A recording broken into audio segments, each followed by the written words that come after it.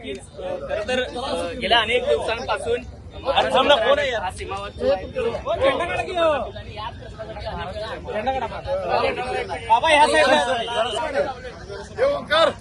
बाबा इकडे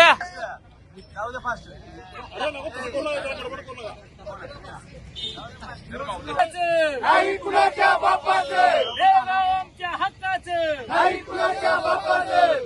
मराठी माणसावर अत्याचार करणाऱ्या बाजूला किराणा आहे इथं, बाजूला. आपण कर्नाटकच्या टीव्हीवर बघतात तर अडवले झाले, त्याच्यावर लाठीचार्ज केला जातोय. हे आम्ही सहन करणार नाही. तोपर्यंत कर्नाटक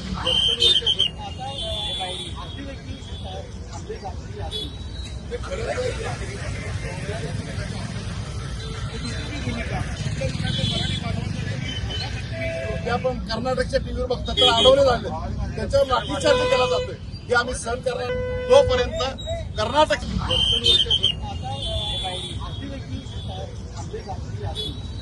खरं